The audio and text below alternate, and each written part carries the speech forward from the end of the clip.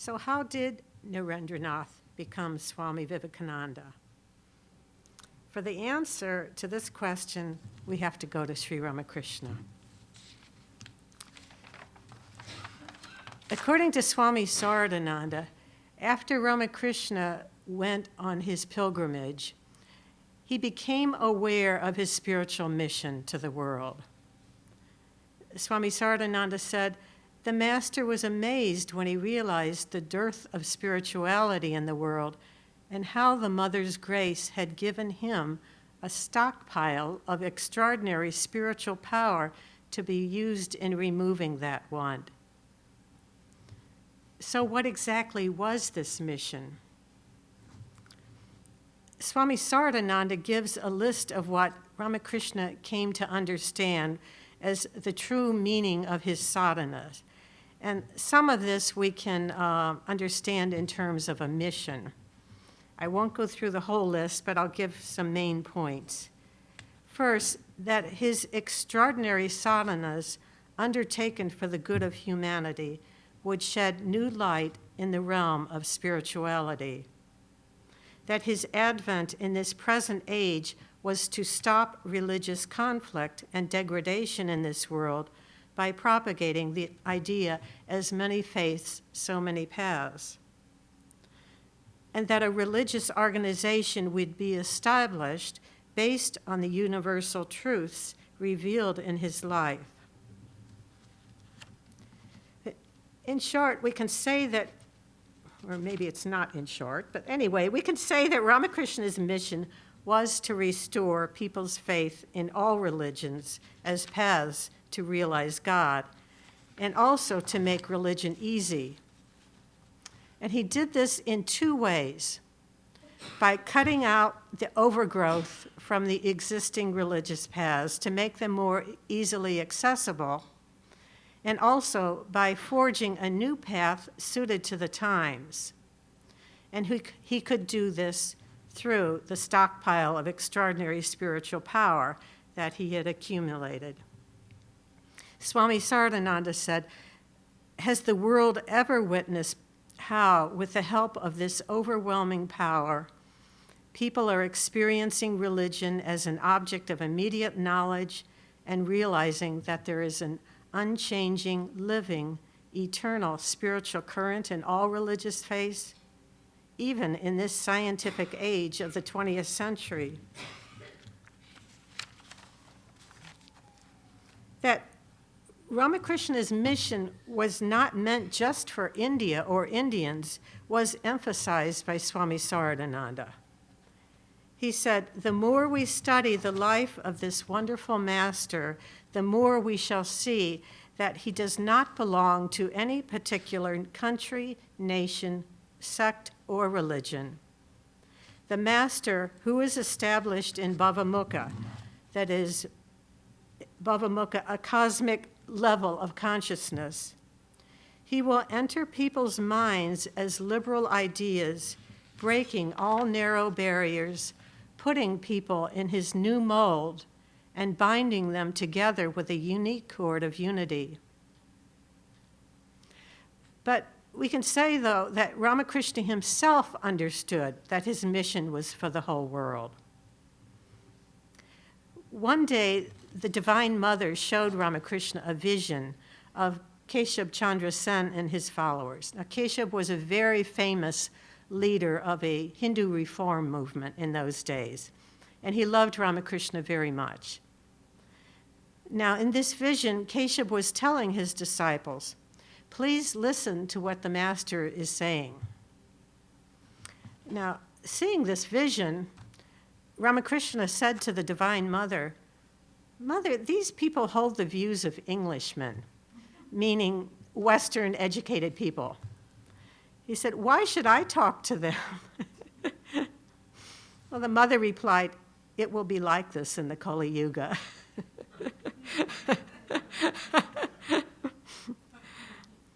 As Swami Sadhananda later said, Ramakrishna understood that everything happens according to the will of the Mother, of the Divine Mother, so he did not get upset about this.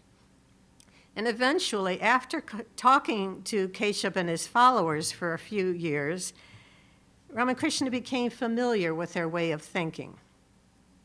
So when the young Narendranath first came to him, he was not surprised to find that this young man also held these views. What is amazing, though, is how Ramakrishna trained this disciple. And what is also amazing is how Swamiji, Narendranath, kept coming back for this training. These were two souls so close that they were almost one, yet for all appearances, they were vastly different.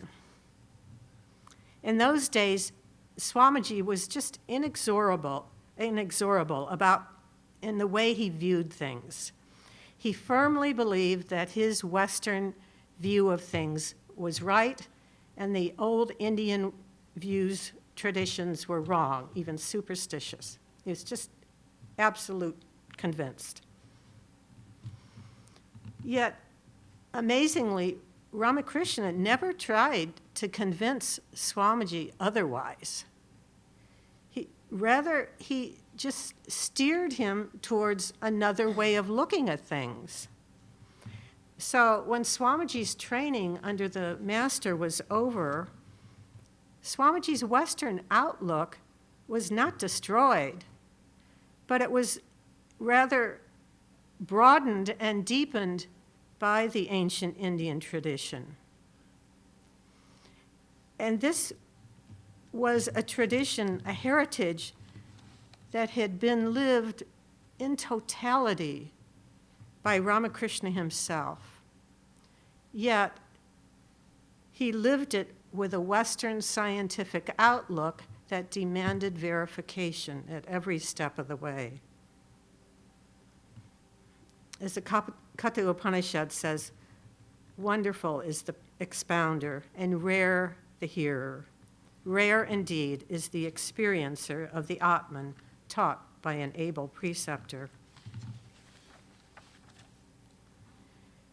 In fact, Ramakrishna knew, even before Swamiji came to him, that Swamiji would be the main person to help him in his mission. Again, it seems he also knew before he passed away that as part of this mission, Swamiji would go to the West and teach. One day at the Kasipur Garden House, when Ramakrishna was dying of throat cancer, he drew a man's head and a peacock on a piece of paper, and next to it wrote in Bengali, "Victory to Radha, love personified. Naren will teach loudly, inside and outside," meaning outside India, "victory to Radha." It is assumed that the head represents Narendra and the peacock his large following. Ramakrishna actually knew through his visions and instructions from the Divine Mother that his message would enter the minds of people all over the world. But how could this be possible? This was possible because he was established in Bhavamukha. As we said, is a cosmic level of consciousness. To repeat what Swami Sardhananda said, the master who is established in Bhavamukha will enter people's minds as liberal ideas, breaking all narrow barriers, putting people all over the world in his new mold and binding them together with a unique cord of unity. So in this state, Ramakrishna's mind was united with the cosmic mind, that is, the mind of the Divine Mother. So his teachings and the results of his spiritual practices, his sadhanas, entered a subtle plane, and on this level they spread all over the world. But he needed a voice to make them manifest on the gross plane. Swami Vivekananda was that voice. He took what was already in the subtle realm and made the ideas manifest in the gross realm by his teachings. Thus, he helped spread them even more. And this is why Ramakrishna considered Swamiji to be non-different from him.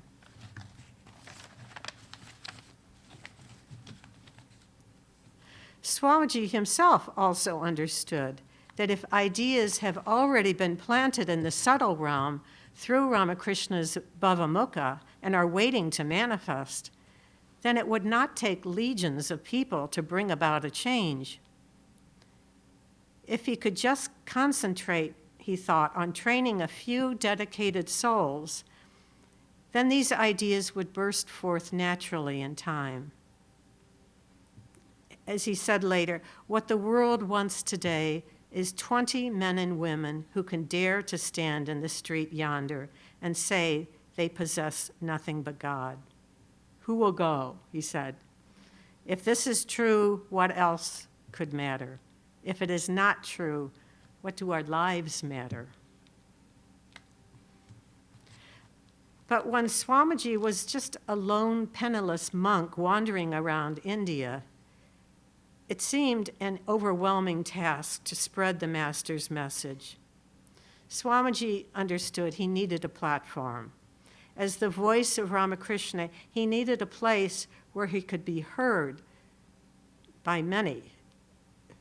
He had been informed about the Parliament of Religions to be held in the U.S., and some people had even urged him to go there, but he hesitated. He wanted to know for certain that it was the Lord's will that he go there and not his own will. Finally, he had a vision of Ramakrishna stepping into the ocean and pointing to the west, saying, "Go." But still, he wanted to make sure that this was true. So he wrote to Holy Mother then for further guidance, and after receiving her blessings and assurance that he should go, he was convinced then that this was how he would get the platform, and this was how the world at large would hear him. And as we know, everything that happened after confirmed this. It may seem as if Swamiji had two missions, one for India and the other for the West. Certainly, there was much difference between the two areas of work and the methods he used. Yet, in fact, his mission was one. It was to awaken the divine in every being, rich and poor, high and low, man and woman, in the East and in the West. And he saw that Ramakrishna's realizations and the Ramakrishna's emphasis on vijnana, seeing the divine in all, and Ramakrishna's great love for the divine in all human beings, these were the key to this spiritual awakening. We have to remember that the disciples of every great religious leader, Christ, Buddha, Chaitanya, and others, all these disciples preached nothing but their own leaders' sadhanas and realizations. The sadhanas that these disciples taught to the following generations were nothing but their sadhanas, their leaders' own sadhanas. And the leaders' realizations became the goal for those coming after them. So what were Ramakrishna's sadhanas and realizations about? They were about attaining the state of vijnana, seeing the divine everywhere. But the methods of the work in the East and the West necessarily had to be different.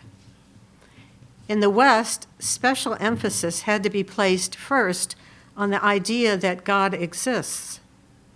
Then Swamiji also introduced the ideas of the divinity of the soul and the existence of one divine consciousness that pervades the whole universe, as well as the idea that all religions are paths to God. Swamiji knew that if these ideas could enter the minds of the people in the West, then this would be of great benefit to the whole world, because the whole world was turning to the West, looking at, as it does now, what do they do? How should we think?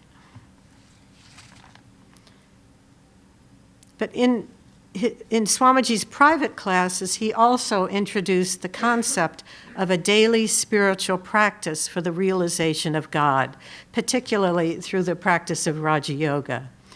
This also was new to most Westerners.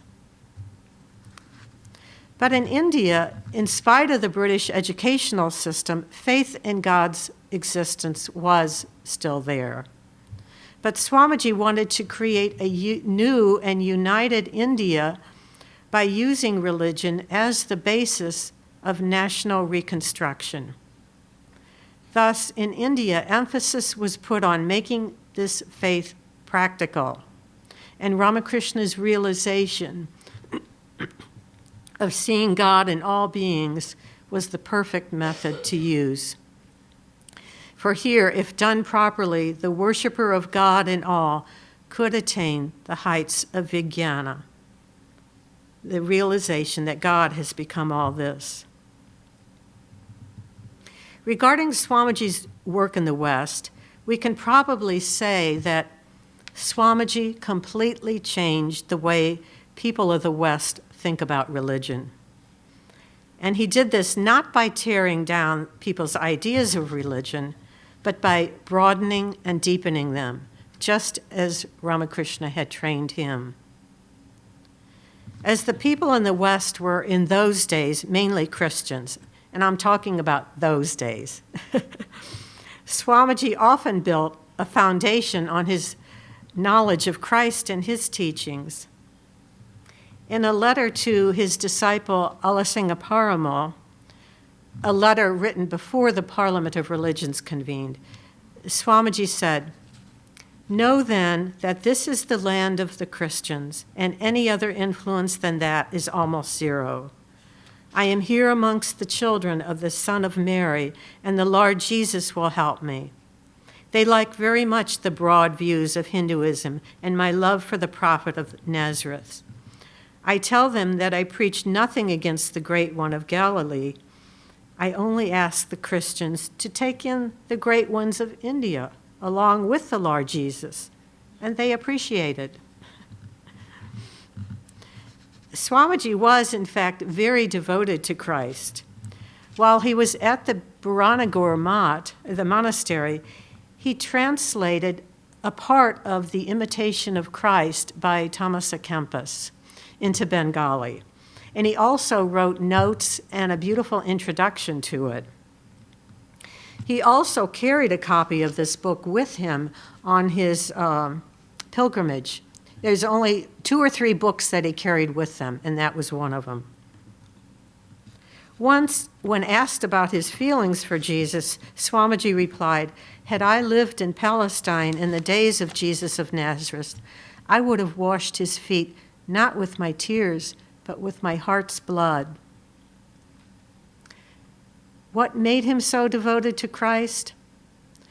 We can possibly get an answer to this question by looking at a lecture he gave in Los Angeles in January 1900 entitled "Christ the Messenger." On close examination, one might wonder, is Swamiji talking about Christ or Ramakrishna? I think we can truly say that he is talking about both of them, as everything he says in that lecture fits both of them. To Swamiji, Christ and Ramakrishna were one. And just as the disciples of Christ lived with their teacher, imbibed his teachings, and received from him divine power to preach his message, so did Swamiji. Swamiji's feelings for Christ thus placed him on solid ground in Western countries. After all, who could argue with someone who had such devotion to Christ? And who could argue with someone whose knowledge of Judeo-Christian history was second to none?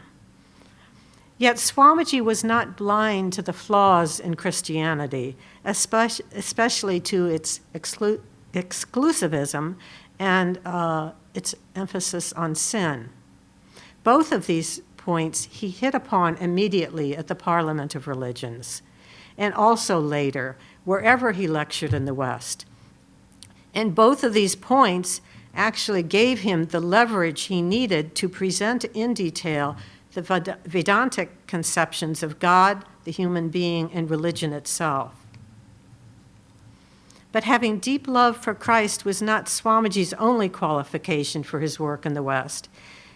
He had, in fact, deep love for all religions. His love was for the essence of religion itself, and it was not hard for the people who heard him to understand this. Moreover, as mentioned before, his whole mindset was geared towards a Western scientific way of thinking. And he has an almost insatiable hunger for learning, whether the subject was science, philosophy, music, poetry, or anything else. If we look at Swamiji's paper on Hinduism that he presented at the Parliament of Religions, we can see the brilliant way in which he presented Vedantic ideas to the doubting Western mind. Almost at the very beginning of this talk, Swamiji presented the Hindu idea of creation in terms of Western science. I'll just read a little bit what he said. The Vedas teach us that creation is without beginning or end. Science is said to have proved that the sum total of cosmic energy is always the same. Then if there was a time when nothing existed, as in the Christian idea of creation, where was all this manifested energy? Some say it was in a potential form in God. In that case, God is sometimes potential and sometimes kinetic, which would make him mutable. Everything mutable is a compound, and everything compound must undergo change, which is called destruction. So God would die, which is absurd. Therefore, there never was a time when there was no creation. Swamiji then goes on in his talk to discuss the Vedantic ideas of the human being, that a human being is not the body, but is the spirit living within the body, and again, how the idea of reincarnation agrees with science more so than the theories of heredity and instinct. But along with the idea that the human being is spirit, Swamiji also presents the Vedantic idea of the soul as divine.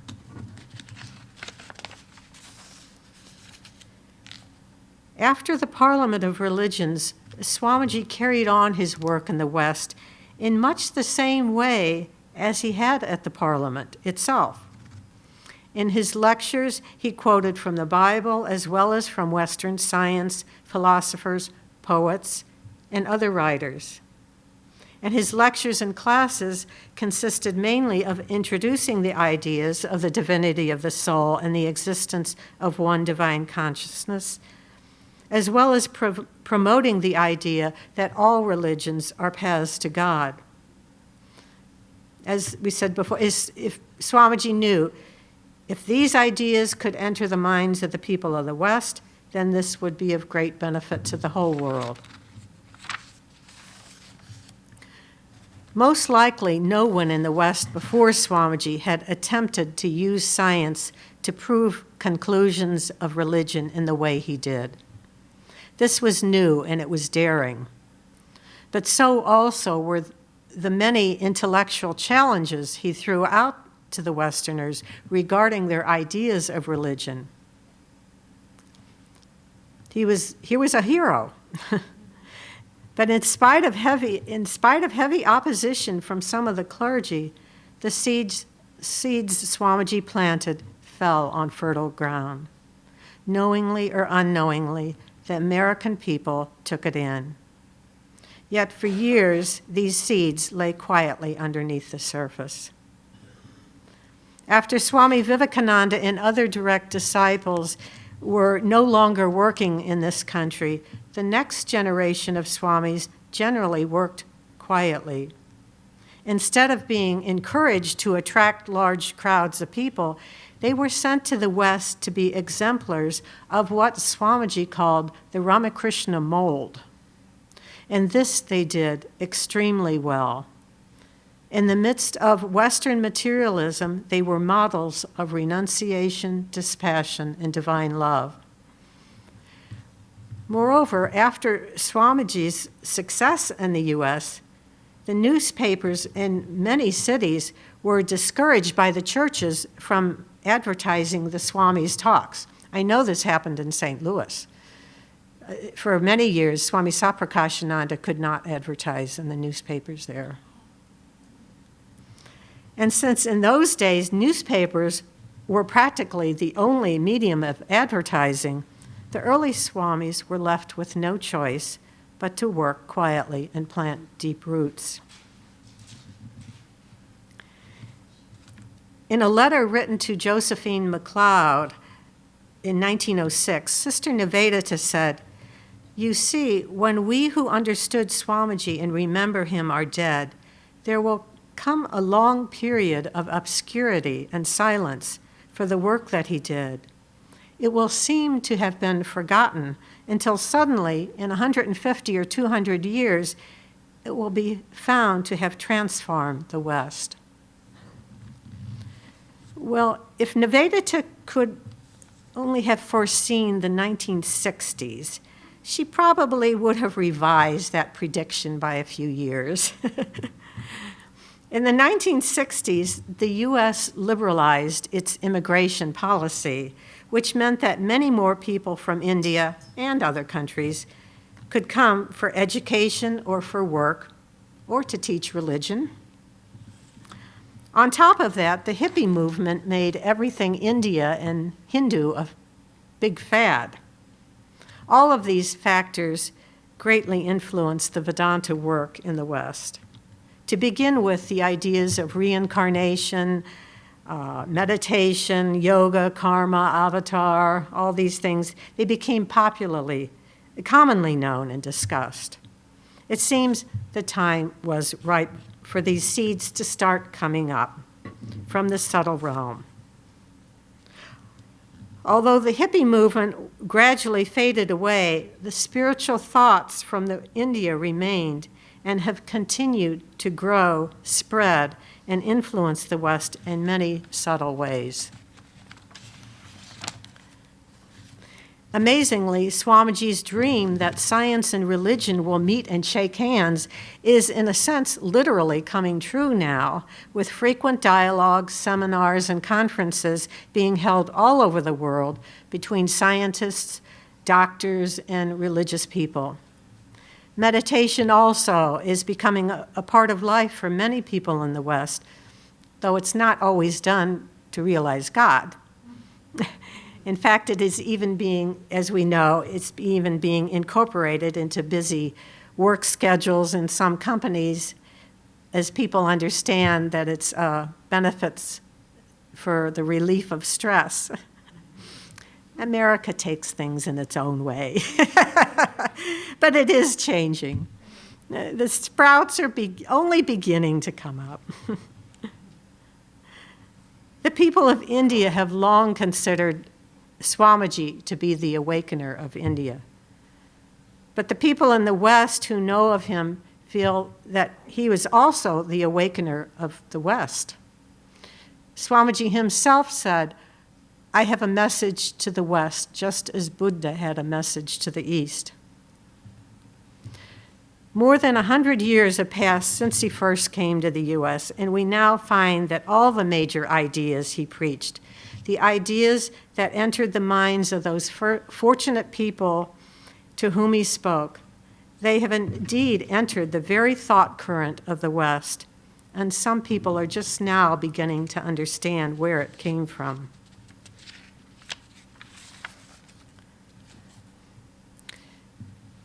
About Swamiji's work in India. After returning to India in January 1897 from his first visit to the West, Swami Vivekananda did not take long. Just practically immediately, he set up his machine for the regeneration of India. even while he was formally organizing the Ramakrishna mission on May 1st, 1897, one of his brother disciples, Swami Akhandananda, was then, at that time, heavily involved in famine relief in Murshidabad in Bengal. In fact, as early as 1894, shortly after the Parliament, Swami Vivekananda had written from the U.S. to Swami Akhandananda, encouraging him to organize help for the poor in Rajasthan. Yet Swamiji always emphasized that this work was not just social work, it was worship. As he wrote to Swami Akhandananda, the ochre robe is not for enjoyment, it is the banner of heroic work. The poor, the illiterate, the ignorant, the afflicted, let these be your God. Know that service to these alone is the highest religion. As Swamiji himself knew, in order to do anything in India, religion has to be behind it. It's still true today. And this suited Swamiji well. Only such work, he knew, would bring about root and branch reforms. Superficial reform he didn't want.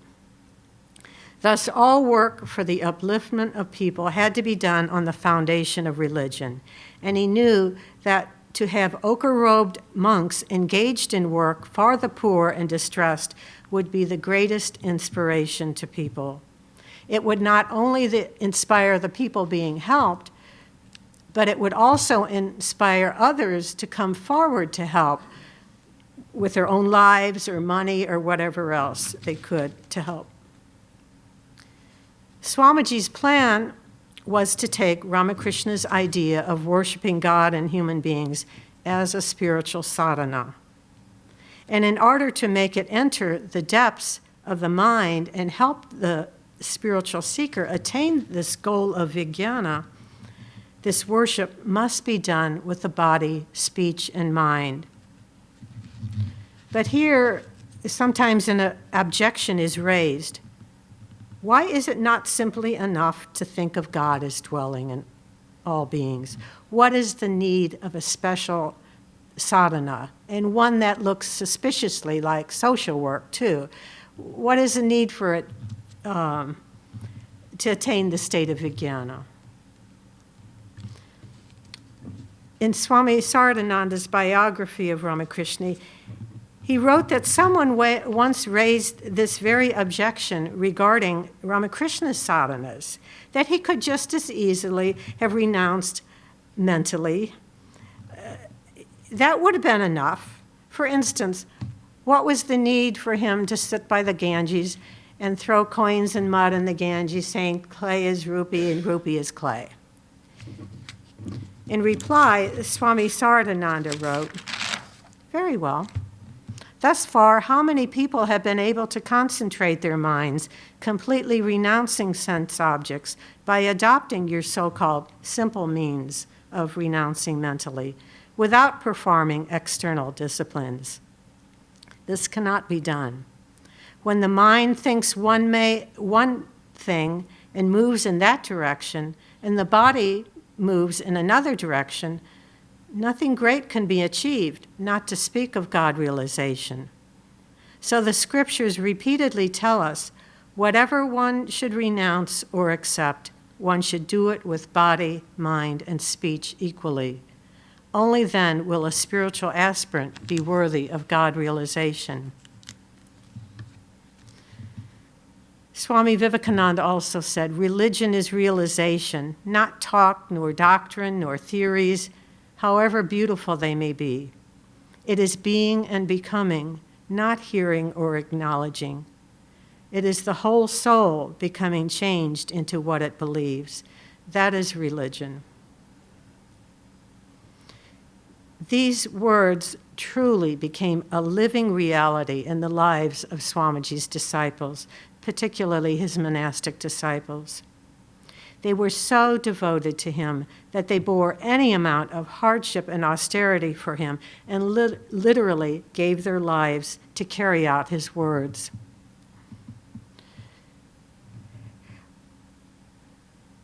here we can give a couple examples of how his mission was set in motion in India. But to speak of Swamiji's work in India, we have to speak of the work of his disciples. In 1900, there was a group of young men living in Varanasi who had been greatly inspired by Swami Vivekananda and some of Swamiji's brother monks. They had started meeting together in the house of one of them. One day, one of these young men, Charu Chandra Das, who later became Swami Shubhananda, he received an issue of the Udbodhan Journal in the mail. The Udbodhan was a Bengali journal that had just been started at the request of Swamiji. In this issue was Swamiji's poem, To a Friend. Charu Chandra was overwhelmed when he read the following lines. From highest Brahman to the yonder worm, and to the very minutest atom, everywhere is the same God, the all-love. Friend, offer mind, soul, body at their feet. These are his manifold forms before thee. Rejecting them, where seekest thou for God? Who loves all beings without distinction, he indeed is worshiping best his God. Charu Chandra immediately ran to show this poem to one of his friends, Jamini Ranjan Majumdar. And Jamini was also deeply moved by it. The very next day, June 13th, 1900, it's a gold-starred day in the history of the Varanasi ashram. That day, Jamini found a helpless old woman covered in filth who lay dying on the street. Remembering Swamiji's words, he cleaned and fed her, and then, with the help of his friends, he collected money and got her admitted in a hospital. After that, Jamini, Charu Chandra, and Kedarnath, who later became Swami Achalananda, and other friends started moving around the streets and lanes of Varanasi looking for the sick and afflicted in order to serve them. We have to remember that Varanasi is not only a very, very holy city, it's also the home, it is a city of the dying, because the idea is that those who die in Varanasi will attain liberation. They will not have to be reborn just by dying in Varanasi. So many, many people all over India come there just to give up their bodies there. And of course, you know, being old, sick, helpless, they are sometimes in very bad condition.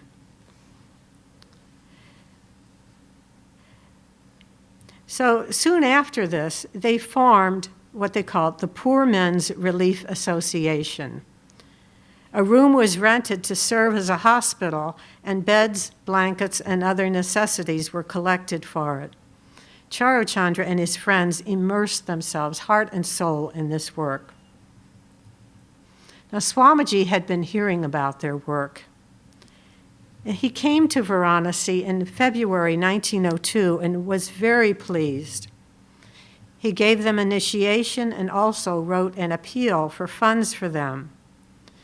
He then gave them the following advice, the very same advice that he himself had received from Ramakrishna. Swamiji said, with the help of service performed as a spiritual practice, it is easier to realize the presence of God in all his creatures, to realize his oneness with them. You have placed great importance on the feeling of compassion in your work, but remember, you have no right to show compassion to any being. Only God, who is the Lord of all, has the right to be compassionate. If an ordinary person wants to show compassion, he is certainly doing so out of pride and egotism, since he considers others to be inferior to him. Hence, let service and not compassion be your guiding principle. Transform your work into worship by looking upon all beings as the manifestations of the divine. No one but God can relieve the miseries of the souls. Who are you to conduct poor men's relief? Don't march in false colors. Name your organization the Home of Service, the Sevashrama. Accordingly, Charachandra and his friends gave their institution the name Ramakrishna Home of Service. Soon after, when it became affiliated with the Ramakrishna Mission, it became the Ramakrishna Mission Home of Service. In later years, when Swami Achalananda had become old and was living at the Home of Service, he greatly inspired the new monks with the proper spirit of service. One monk who worked there described the following incident. He said, I went with a new monk to pay my respects to Kedar Baba. On seeing us, he inquired, how many Narayanas came today? Of course, Narayana is a name of God. And tell me how you serve them. With folded hands, I said, Maharaj, 4 Narayanas were admitted today. I then related in detail about their ailments. The new monk then said, 2 patients were admitted in my ward. I noticed that Kedar Baba grew serious when he heard the term patient being used. After some time, he said to me, this is teaching the daughter, this is scolding the daughter to teach the daughter-in-law. So Kedar Baba said to this older monk, you must serve with a proper spirit. This will be conducive to your spiritual welfare and also will be beneficial to those whom you serve. You must think that you are serving Narayana, that is God himself. Then the person whom you are serving will also think, God has provided for me too. He has appointed someone to look after me. That he will then be thankful to God. Always think that you are serving none else but God. Even while speaking, you should say Narayanas, not patients. And also teach the new boys to do likewise. By doing this, the proper attitude will slowly be developed. A similar institution was started at the behest of Swami Vivekananda in Kankal, near Hardwar, at the foothills of the Himalayas. Swamiji's disciple, Swami Kalyanananda, was sent there by Swamiji to serve in particular the sick monks of the region. In those days, it was mostly a place for monks. It's completely changed now. It's a big city, but no. But so Swami Kalyanananda was,